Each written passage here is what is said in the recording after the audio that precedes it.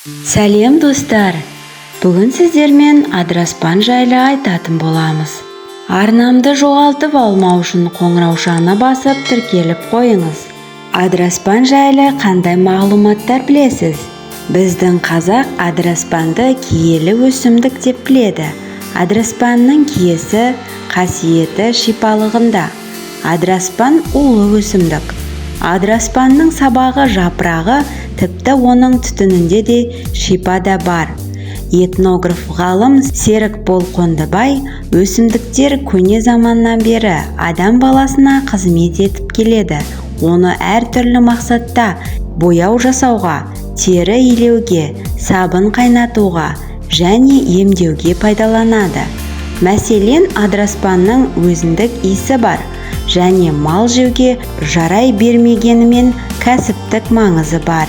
Адыраспаннан көптеген жұқпалы аурулардың кейбіріне қарсы препараттар алынса, ревматизм, тері және қышыма ауруларын емдеуге халық ертеден пайдаланып келеді деп жазған болатын. Адыраспанды қайнатып, сол сумен аяқ-қолын сырқыраған адамдары денесін буласа, сап тиылады екен. Бұрындары суық дегенде, денеге бөрткен шыққанда, ұмытшақтық, мен дегенде тіс қақсағанда осы адыраспанның суымен және буымен емдеген екен. Қазіргі уақытта да адыраспаннан жасалған дәрілерді фармакологияда қолданып жүр. Мұндай дәрілер қабынуды, зәр айдауды жақсарту, шек құрттарын өлтіру, қызыл еттің қанауын тежеу, іш ауруын жазуға көмектеседі. Адам ғана емес, адыраспан жан-жануарларға да ем екен. Малдың қотырын бұрын адыраспан қайнатпасымен жуып жазатын. Дала жануарларда дерт меңдегенде адыраспанға аунап жазылатын үлкендер айтып отыратын. Адыраспанмен аластау ел арасында әлі күнге дейін жалғасып келеді. Адыраспанның түтіні улы, сондықтан оны микробтар мен вирустарға қарсы дезинфекция ретінде қолданады.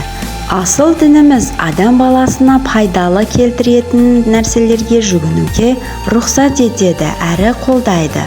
Пайғамбарымыз Мұхаммед, оған Алланың салауаты мен сәлемі болсын, бір сөзінде Алла тағала бірде-бір ауруды шипасыз бермеген. Өлімнен басқасының емін тек зерттеуші біледі, оны надан адам білмейді деген екен. Осы хадистегі емін тек зерттеуші біледі дегендердің қатарына аталған шөпті тәжірибеден өткізіп, көнеден бері қолданып келген ата-бабаларымызда кіретіні сөзсіз. Алайда адыраспанды ерекше бір тылсым күшке ие екенін сенуге қатаң түрде тыйым салынады. Алла елшісінің, оған Алланың салауаты мен сәлемі болсын, бұған қатысты Алла тағала бірде-бір ауруды шипасыз бермейді. Әр сырқаттың емі бар, және де егер дәрі сырқаттың шипасын берсе, ол Алланың қалауымен болғаны деген хадистері бар. Сондықтан да өзін мұсылман санайтын кісі шипа тек бір Алладан келетінін есте шығармауы тиіс. Адыраспанды не үшін, қанша және қандай мақсатта пайдаланған жөн? Ең әуелі адыраспан залалсыздандыратын, яғни микробтарды жоятын қасиетке ие екенін айта кеттік. Оның түтінімен жұқпалы сырқаты бар адамдардың бөлмесін ыстап қойсаңыз болады. Тұмаудың алдын алу үшін адыраспан түтетсеңіз өкінбейсіз. Сондай-ақ төбе құйқасы шымырлап, басы тоқтаусыз ауыратын адамдар да адыраспанмен аластап қойған дұрыс. Үйге келген қонақ жас баланың тіліне, түріне сүйсінсе және оның бұл көзқарасынан секемденіп қалсаңыз, онда дереу адыраспан түтетіп жіберсеңіз болады. Будақтаған түтіннің немесе отынның үстіне бір шөкім тұз бен жарты шай қасық шамасында өсімдік майын тастап, баланың басынан 3 рет айналдырып өтіңіз. Адыраспанмен 7-сіне бір рет жас келіннің аяғы ауыр әйелдің бөлмесін түтіндетіп тұрған абзал. Ол тіл көзден сақтайды, шошынбайтын болады деген сенім бар. Мазасы болмай өздігінен еңсесі түскен ештеңеге зауқы соқпай тұрған адамның бойын ауырлық басуы мүмкін. Ондай жағдайда да адыраспанның әбден кепкен құрғақ шөбін түтетіп, барлық бөлмені аластау керек. Бөлменің әр бұрышына барып, алас-алас, мың бір бәледен қалас. Я Алла, тіл көзден сақтай көр, жеңілдігін бере көр деп айтқан дұрыс екен.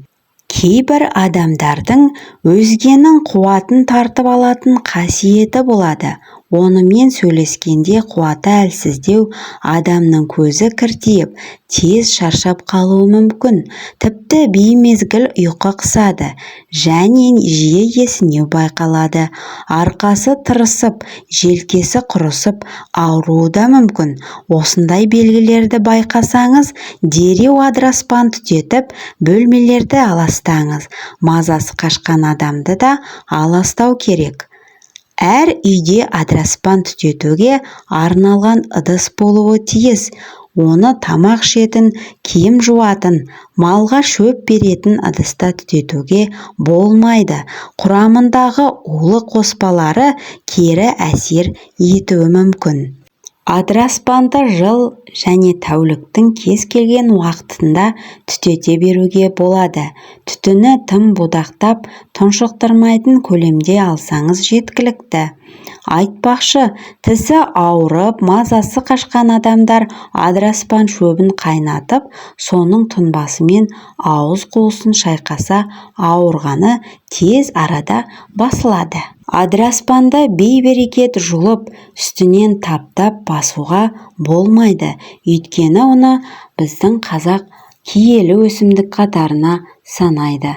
Адыраспанды аларда үлкен әже апаларымыздың айтуынша, адыраспанды ер адам және адыраспанды жулардың алдында дәрет алып, жулған дұрыс дейді. Тіпті адыраспанды жулардың алдындағы сөздер де бар екен. Ассалаумағалейкум адыраспан, бізді сізге жіберді Омар Оспан деп келетін сөз тіркестерін айтқан дұрыс деп жатады. Сырын сұрағанда үлкендер адыраспанға Мұхаммед, оған Алланың салауаты мен сәлемі болсын, пайғамбар дем салған, Хазіреті Оспанды бір апаттан сақтаған деп түсіндіретін. Қандай, қалай екені ол да нақты емес. Қандай, қалай, ол жағда ашылып айтылмаған екен. Ал сіздер адыраспанды қолданып көрдіңіздер ме? Айтылған мәліметтер пайдаларыңызға асқан болса, біздің арнамызға тіркеліп, өз пікірлеріңізді жаза кетіңізден. Біздің арнамыздан алыстамаңыздар. Келесі шығарылымдар тек сіздер үшін. Сіздермен бірге плюс бәріне керек арнасы.